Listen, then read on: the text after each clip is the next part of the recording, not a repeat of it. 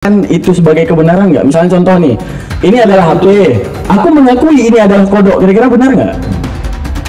Belum tentu pengakuan. Nah itu dia, itu tahu belum tentu, itu tahu belum tentu, gimana sih? Baik, saya sebutkan orang-orang yang mengakui Muhammad itu Rob ya. Ya udah, mau siapa? Aku juga. Begini, aku.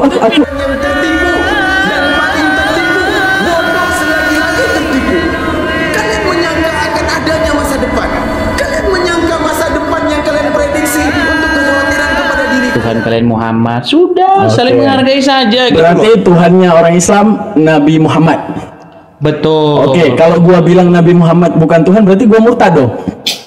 Kalau bukan Tuhan, maksud kata Tuhan di situ adalah sang pencipta, betul. Muhammad tuh bahkan jangankan nyiptain dunia, nyiptain lalat aja nggak bisa. Tapi benar. dia itu. Iya, ini Tuhannya, Tuhannya udah datang ya. Ini siapa ini? Siapa yang ngomong ya, Bang Edis, mohon maaf. Tuhannya udah datang ya. Tuhannya sudah datang ya. Coba Bang Toms, tadi kan kata Bang Toms kan taunya dari Bang Edis. Ini Tuhannya udah datang nih. Coba tunjukkan. Tunjukkan dong. Gimana nih? Apakah kira-kira si Daman mau dibantuin sama seorang wanita? Gimana? Karena wanita itu kan dalam agama Islam akalnya separuh, jadi nggak usah ngomong agama gitu loh. Bang Edis. Akalnya separuh. Biar aku aja. Nah, aku ngomong, aku udah lama banget mau ngomong sama Edis. Ya kan? Kalau seandainya kebenaran, kita harus percaya kan gitu, Dis. Berarti kalau seandainya orang Islam menuhankan Nabi Muhammad ditinjau dari apa, Dis, kira-kira, Dis? Dari kaidah bahasa. Dan itu sudah beberapa ustadz mengakui. Contohnya Ustadz Azam. Ustadz Azam itu sudah mengakui bahwa secara kaidah bahasa umat Islam itu memang mempertuhan Muhammad, menjadikan Muhammad itu sebagai robnya. Kemudian juga Ustadz Dalimunte, ya, itu namanya Ustadz Dalimunte, itu pengakuan orang kira-kira itu bisa dijadikan kebenaran nggak? Itu adalah roh. Nggak gini, Dis, pertanyaannya aku nggak gini, perkataan orang ataupun pengakuan orang bisa dikatakan itu sebagai kebenaran nggak? Misalnya contoh nih, ini adalah HP, aku mengakui ini adalah kodok, kira-kira benar nggak? Belum tentu pengakuan. Nah itu dia, itu tahu belum tentu, itu tahu belum tentu, gimana sih? Baik, saya sebutkan orang-orang yang mengakui Muhammad itu Rob ya. Ya udah, mau siapa? Aku juga. Begini, aku mengakui Nabi Muhammad adalah Rob. Iya sudah. Intinya kan kita sama saling menghargai. Berarti sangat banyak orang Arab yang menuhankan bapaknya sendiri, Dis. Karena ada ulama Kufah dan ulama Basharah yang ulama tersebut yang memahami loghawi bahasa Arab. Ada yang namanya lafal istirak, Dis. Tahu nggak lafal istirak? Kata-kata polisemi. Pertanyaan saya, Dis, apa itu polisemi? Paham nggak? Kalau nggak saya jelasin. Apa itu polisemi, Dis? Gini aja, Daman. Gimana kalau kamu saya tantang PK, besok gantinya Wafi gimana? Soalnya jam berapa, Dis? Jam berapa, Dis? Jam berapa? Kita atur kira-kira jam berapa? Ya udah, jam berapa? Jam berapa? Sekarang atau bagaimana? Sekarang langsung PK. Oke, lanjut. Lanjut. Buka room. Sekarang. Buka room. Sekarang jam berapa ini? Ini jam 2:30. Ini yang nonton siapa? Untuk nyari duit. Oh ya udahlah ya udah malam besok. Masalahnya nanti tidak sampai itu kalau nggak ada yang nonton. Percuma loh. Belum jam 3 kalau siaran itu, saya kalau siaran itu yang nonton kadang 25.000, 20.000, 10.000 gitu. Yang harus banyak umat mendengar. Oh, berarti cari duit. Gimana? Oh, berarti cari duit. Oke, ya udahlah. Di sini nggak ada duitnya, Dis. Gini, kita atur waktunya. Kira-kira kalau misalnya nanti pagi jam 9 gimana? Pagi anjir, gua begadang. Disuruh pagi. Nggak mungkin lah. Ya udah, jam berapa kira-kira? Malam besok. Malam jam berapa? Gua imam terawih nggak ya malam besok? Nanti gua kabarin.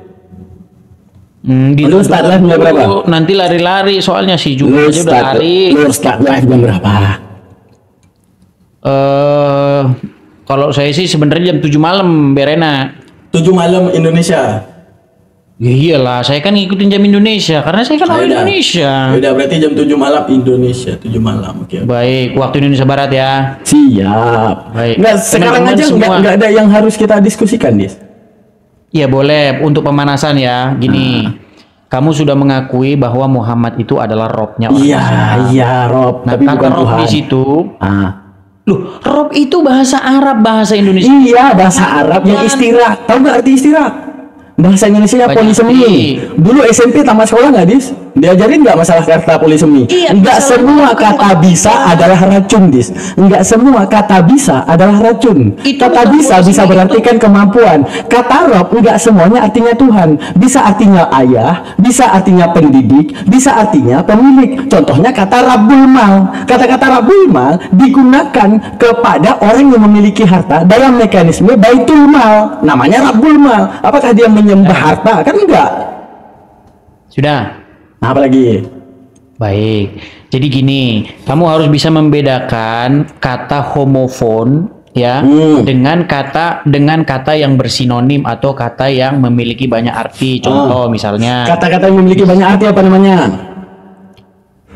Kata-kata yang memiliki banyak arti. Tadi itu mustarak itu kan bilang. Mustarak, polisemi. Itu SMP diajarin, Dis. Jangan malu-maluin. SMP diajarin polisemi. Iya. Sekarang begini. Rob itu kan bahasa Arab. Bahasa Arab. Betul. Nah, orang Arab menyebut Rob itu bisa kepada manusia. Yang bilangin. Bisa kepada bapak, bisa gubernur, bisa RT, bisa RW. Rob. Betul. Makanya saya bilang begitu juga kata kurios itu. Kurios itu juga bisa kepada manusia, bisa kepada yang di langit, bisa. Ya udah, kalau ke manusia artinya Tuhan, bukan Tuhan. Kalau enggak mengkhianati arti daripada polisemi Indonesia. Oke, Dis. Karena kamu terjemahin ke bahasa Indonesia, orang Arab nggak beda-bedain itu. Di antara semua kurios, kenapa hanya satu kurios yang artinya Tuhan gitu, Dis? Nah, masalahnya di dalam terjemahan. Oh, berarti yang ketika dikatakan benar engkau menyebutku guru dan Tuhan itu salah. Enggak, berarti itu salah. Loh, kalau memang Tuhan semua, Allah juga Tuhan. Ya udah. Yesus juga Tuhan sama. Ya udah, berarti kenapa? Ya enggak, pertanyaan aku simpel. Kenapa polisemi kata-kata Tuhan bisa disematkan kurios kepada Yesus gitu? Kenapa manusia-manusia lain? Enggak, gini, Dis. Secara visual, andaikan Yesus ada di depanmu dan dia berada sekarang, dia itu visual yang tampil manusia apa Tuhan? Visual.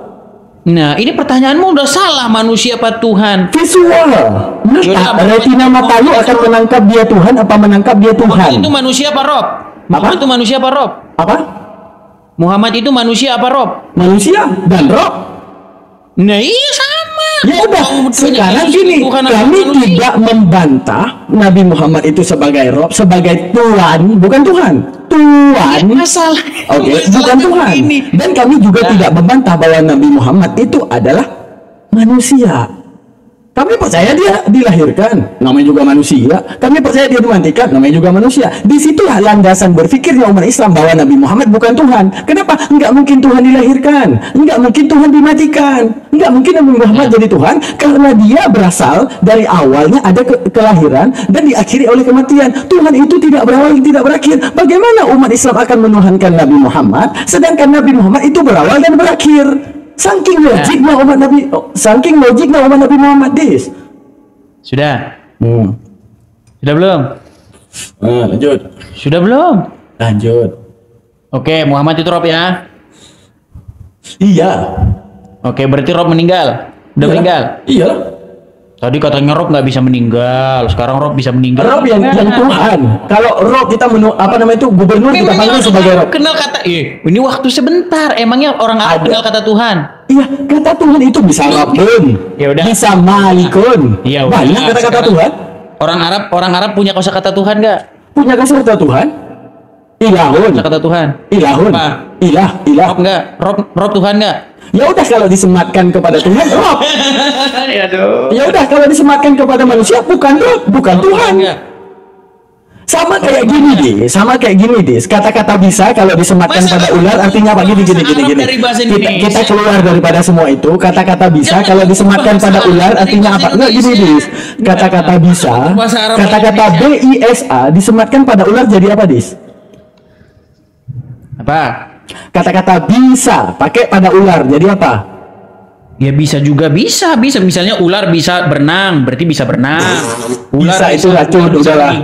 Bisa itu racun, jadi racun. Kalau kata-kata bisa itu ada pada ular. Kalau kata-kata bisa ada pada daman, bukan racun tapi kemampuan. Begitu juga. Ya elah, berarti nggak tamat sekolah. Dulu gimana UN-nya? Misalnya begini. Ular bisa berenang, berarti bisa di situ artinya apa? Ya udah, itu kemampuan. ketika dikatakan ular dengan bisanya, kalimat gimana? Bukan ular dengan bisanya membunuh mangsanya, itu artinya apa? Nah, berarti itu racun. Ya udah, menunjukkan polisemi itu punya tergantung kalimatnya. Bagaimana kamu bahasa Indonesia bisa menentukan kalimatnya? Bahasa Arab tidak boleh sama seperti bahasa Indonesia. Bagaimana? Sekarang saya tanya. Orang Arab punya nggak kosakata TUHAN? Punya nggak? Nggak ada. Tapi punya yang namanya perbandingan kata, yaitu ilahun. Oke, sekarang kalau rob itu artinya apa? Pemilik, pendidik. Mau dipakai kemana? Gitu pertanyaan saya. Oke, rob mau dipakai kemana? Umat Muslim. Ya itu artinya itu. Enggak, mau dipakai kemana? Oke, saya akan mengartikan rob. Surga sebagai rob. Mau dipakai kemana? Nah gini, saya akan mengartikan kata rob tergantung mau dipakai di mana. Enggak, rob itu enggak ada tergantung semua arti rob itu enggak ada. Tawatu'un tasakukan takallufu wa istiraku ansuru taradufu. Itu konsekuensi kata di dalam akal logika manusia. Ada yang namanya kesesuaian kata, ada yang namanya perbandingan realitas kata, ada yang namanya perbedaan kata, ada yang namanya satu kata banyak makna, ada yang namanya banyak kata satu makna. Itu konsekuensi logika. Di mana? Besok jam 7. Siap. Baik. Intinya saya permisi. Judulnya Tuhan yang benar ya. Tuhan yang benar. Boleh. Baik. Baik. Itu ya teman-teman ya, kalian semua saksi, besok saksikan jam 7 waktu Indonesia Barat ya. Jam 7 malam atau 19.00 saya tunggu. Awas ya, jangan lari ya. Jangan lari. Juma itu udah andaikan aku berhalangan. Ini lu udah follow belum maksudnya? Enggak. Bukan. Kami ini bulan Ramadan. Aku kalau seandainya imam nggak bisa. Nanti aku DM. Kalau aku memang nggak bisa, aku DM. Kalau bisa, terus gimana? Kalau aku nggak bisa. Kalau untuk sekarang bisa. Cuma nggak tahu nanti gitu. Nah ini berarti kamu semua takut. Udahlah. Kalau gua berhalangan, masa gua seladenin lu? Gua mending ladengin umat ini udah gua follow. Nanti bentar lagi gua DM kalau seandainya ternyata gua saya follow kali dulu. Saya follow kali biar kita bisa ketemu PK. Siap. Jam 19.00 kalian akan menyaksikan bahwa Muhammad itu adalah robnya orang Islam. Di sini dia berani ngomong ini. Nanti di hadapan puluhan ribu orang macet nanti dia ngomong Muhammad robnya orang Islam. Siap. Oke, saya tunggu Daman. Besok jam 19.00. Selamat malam. Oke, Dis, bye.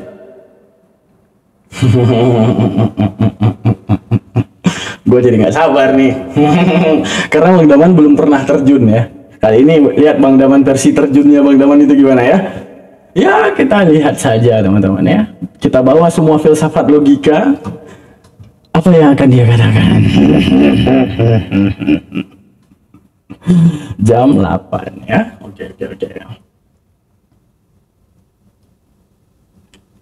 Kalau dia nggak menguasai bahasa Indonesia, dia nggak menguasai konsekuensi akal, nah itu enak kita serang loh.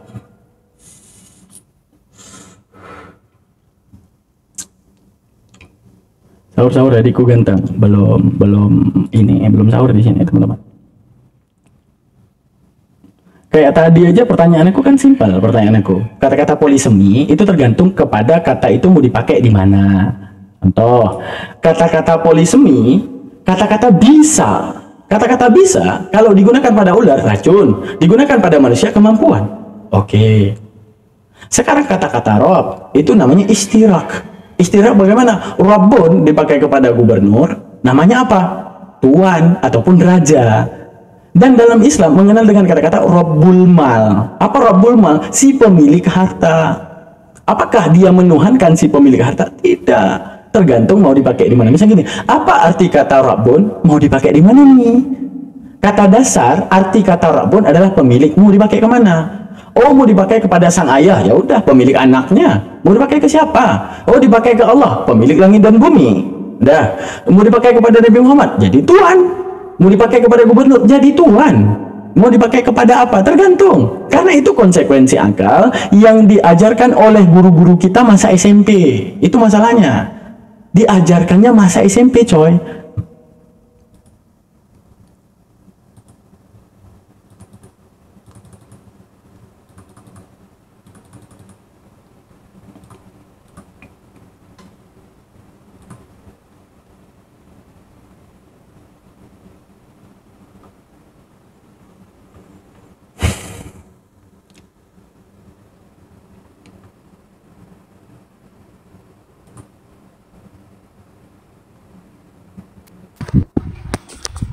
Assalamualaikum Bang Daman. Waalaikumsalam warahmatullahi wabarakatuh. Saya melihat gini bang, pendapat sikit bang.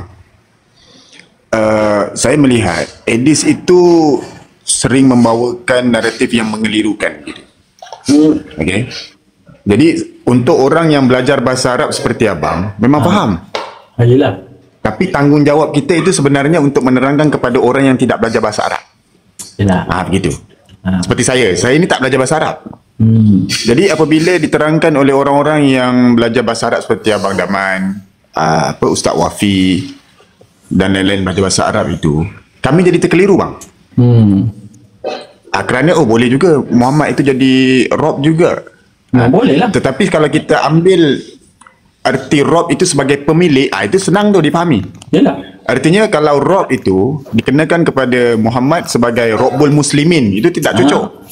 Kerana Nabi Muhammad bukan pemilik umat Islam. Ya. Kan gitu. Tetapi kalau Rabbul Bait, ya sesuai. Boleh. Kerana pemilik rumah itu miliknya. Ataupun Rabbul Mal, pemilik harta, boleh. Ya, gitu. Jadi Rob ini lebih sesuai cocok sebagai penguasa ataupun pemilik. Ya. Dari segi bahasa. Jadi kalau begitu dia cocok semua. Contoh kalau kepada Allah itu pemilik Rabbul Alamin, maknanya pemilik alam semesta, pemilik sekalian alam, sesuai itu. Yalah. Atau penguasa alam semesta, itu sesuai. Ataupun seorang tuan kepada hambanya, kan, dipanggil Rabbul apa ya? Hambanya? Apa? Hamba memanggil tuannya sebagai Rob kerana banyak. Ya, jadi tuannya itu sebagai penguasa dia. Enggak, anak aja. Betul enggak? Di ulama bahasa anak betul. Ayah jadi panggil Rob. Ya Robbi, mereka memanggil kepada ayahnya gitu. Sama seperti arti kata Maula. Nah gini. Pernah dengar kata Maula? Maula itu bisa dipakaikan kepada dua. Sama juga artinya Tuhan dan Tuan. Contoh, Maulana ya sami'a du'ana. Kata-kata Maulana itu ya sami', siapa yang mendengarkan doa? Allah kan. Nah, Nabi Muhammad juga dipanggil dengan Maulana. Apa Maulana? Tuhan kami.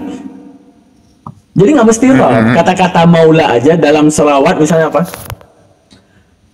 Misalnya gimana contoh selawatnya yang ada Maulananya? Maula ya sholli wa sallim daiman abada. Kepada siapa?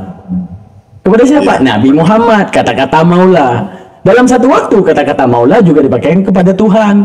Maulana ya sami'a du'a. Karena itu apa konsekuensi istirak. Bahasa kita Indonesia ini nama dia polisemi. Apa itu kata-kata polisemi? Kata-kata satu kata banyak makna, tergantung mau dipakai di mana dan tidak boleh dilangkahi maknanya. Contoh gini, kata-kata bisa racun pada ular, kita mau pakai ke manusia. Contoh, Daman bisa menulis, artinya Daman beracun lagi menulis. Enggak bisa, itu konsekuensi cacat akal namanya. Nah, jadi konsekuensi kata-kata bisa itu tergantung mau dipakai di mana gitu.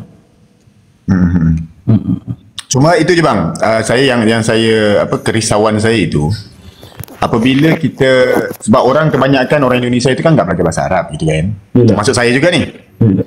Jadi untuk artinya mengambil jalan yang selamat begitu, kita ambil perkataan Rob itu sebagai pemilik dan penguasa.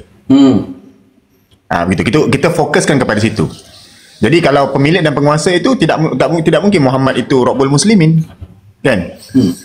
Benar. Artinya gitu. Jadi senang supaya orang ramai itu faham. Di sini memang ngaur. Muhammad kok pemilik umat Islam ya tidak. Risau saya itulah. Sebab kalau tidak, jika kita bersetuju Muhammad itu dipanggil Rob, ketika apa? Ketika Rabbul Bait ya bisa. Yalah. Kalau Muhammad itu pada Rabbul Bait atau kepada Rob kepada anaknya ya bisa. Tapi kalau pada umat Islam tidak. Dia bukan pemilik umat Islam. Dia adalah pemimpin. Kalau pemimpin tidak sesuai Rob, kerana pemimpin itu kan Sayyid gitu kan. Benar tak? Kan dia Allah Muhammad Sayyidina Muhammad gitu kan. Okey. Setahu saya lah bang, tidak ada di dalam saya nggak sabar nih debat malam esok ni, nggak sabar.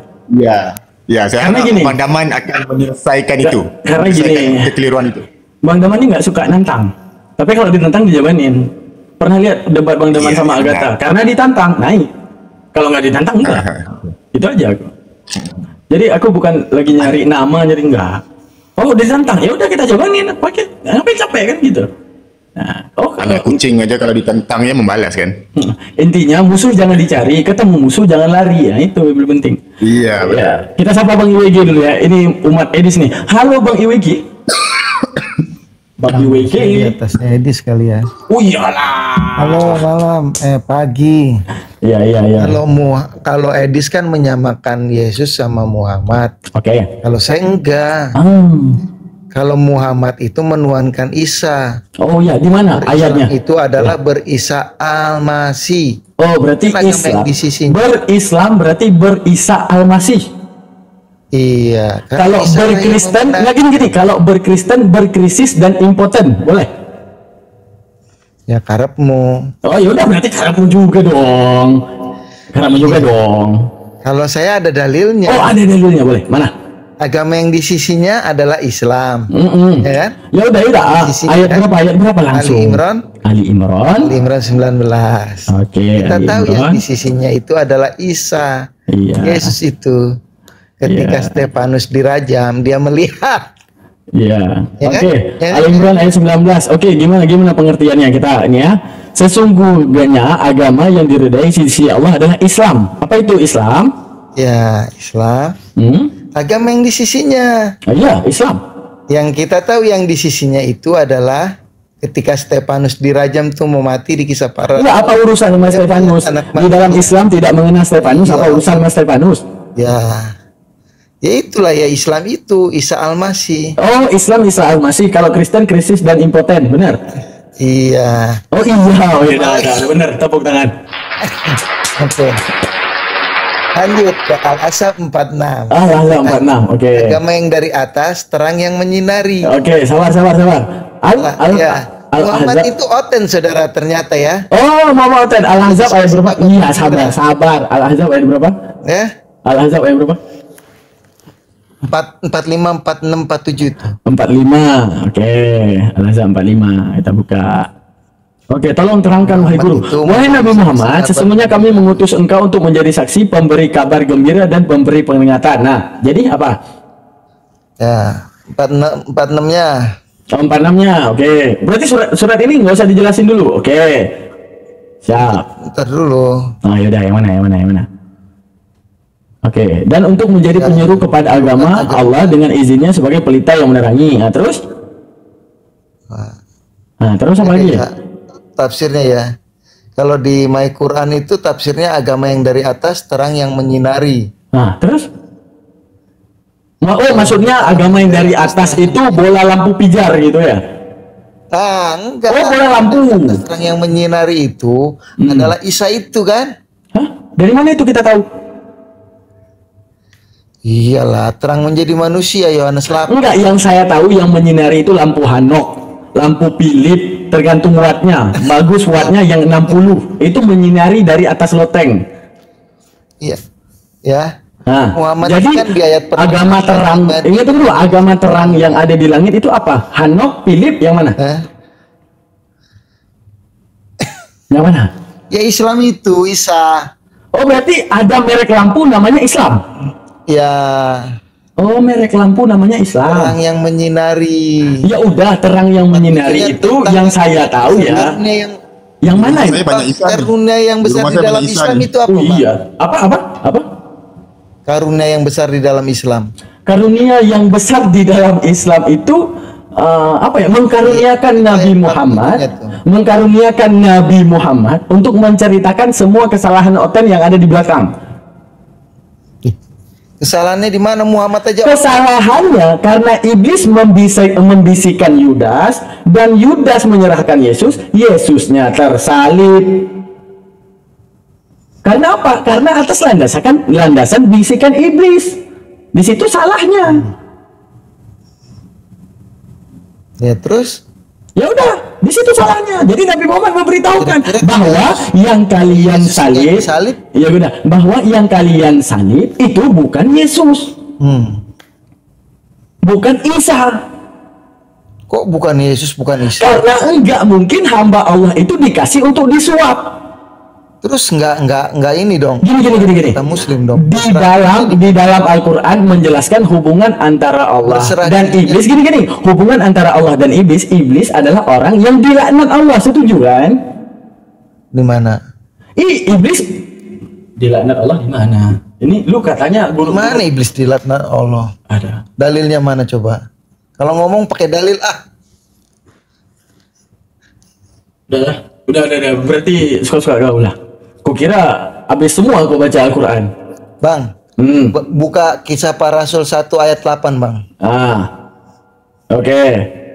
Kenapa Kisah Para Rasul? Enggak, ini dulu. Sekarang gini, Bang. Di dalam Islam memahami bahwa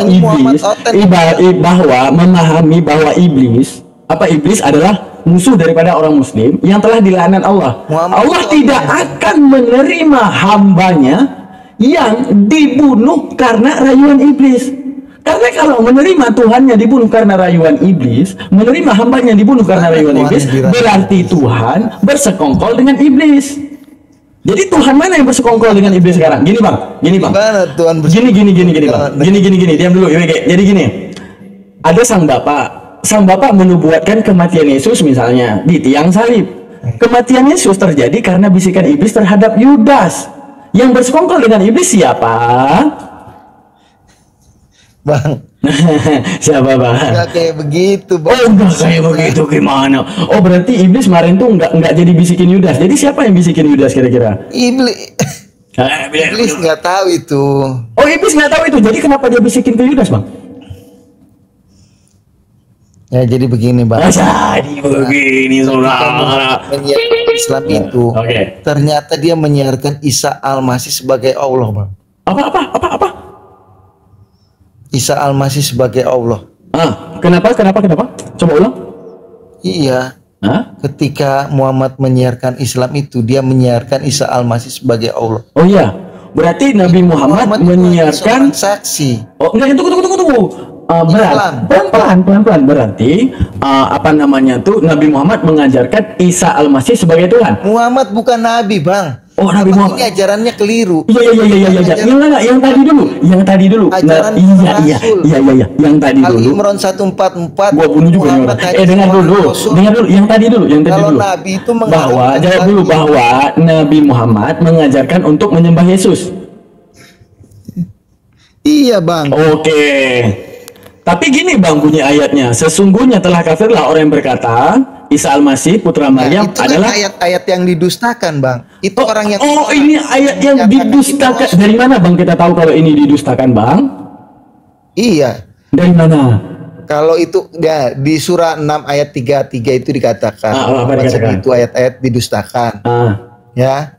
Kalau kita lihat di An-Nahl 64, Muhammad itu berdiri di tengah-tengah menjelaskan apa yang Nabi Muhammad menceritakan bahwa ada ayat yang didustakan. Enggak, gini.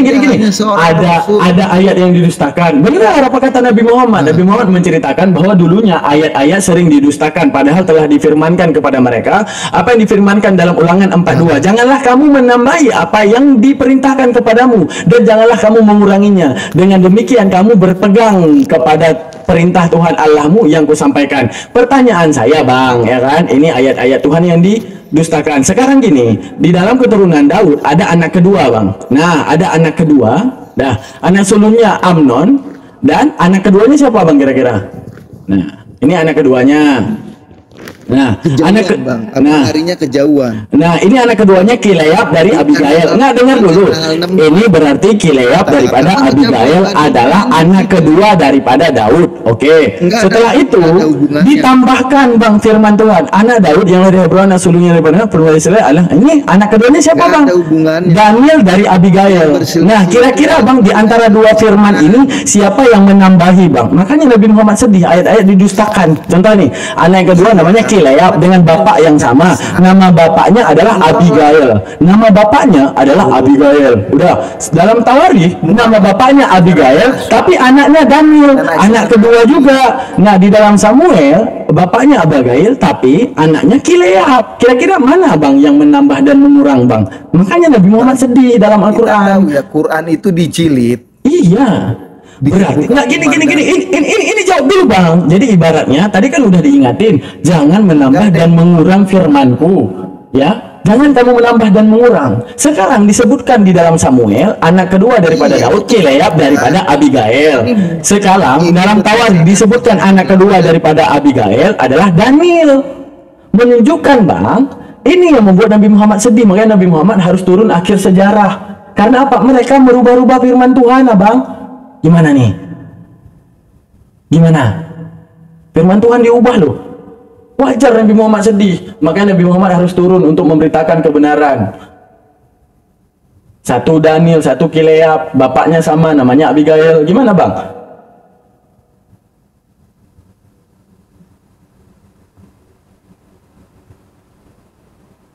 Gimana tuh?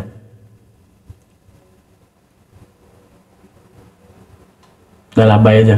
Sanggup aku debat sama dia. Raja cocokologi. Semua dia cocok-cocokkan aja ya. Cocok-cocokin. Enggak, dia bilang Nabi Muhammad. Iya. Jadi Isa. Iya, Nabi Muhammad mengajarkan menyembah Isa. Jelas-jelas ini ayat sesungguhnya apa namanya tuh telah kafir orang yang mengatakan bahwa Isa putra Maryam adalah Tuhan gitu. Ini di rumah saya banyak lampu yang terang nih, banyak Isa nih di rumah saya nih. Oh iyalah, banyak kali nih lampu yang terang nih, banyak Isa. Agama yang diridai sisi Allah, di sisi Allah itu yang terang. Ya udah lampu Hanok, lampu Philip. Tak, yang kelakarnya tuh kan, Islam dikaitkan dengan Isa Al-Masih. Ya udah, itu versi nama dia kan, Islam, Isa, Lam Al-Masih. Ya udah, Kristen, Krisis, dan impoten, udah. Apa yang capek?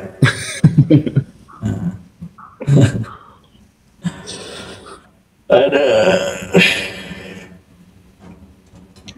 Tapi memang apa Imam Syafi'i katakan, aku kalah dengan seorang orang jahil kerana tak tahu landasan ilmu. Cakap semaunya aja. Asal ngomong. Ini nggak enaknya nanti tiba-tiba aku dapat jadi imam tarawih. Nah, itu yang jadi masalah. Padahal aku pengen kali debat nanti malam. Oh, seru tuh. Tapi pukul 7 itu kan belum buka kan? Belum iftar kan? Pukul 7 udah siap iftar, udah siap maghrib. Oh sudah, kalau di Indonesia sudah ya. Kalau di sini 7 lebih atau 7:24 gitu. Kalau besok kita layani ya teman-teman ya. Tapi saya harap itulah bang Saya harap sebab kekeliruan ini berpanjangan nih.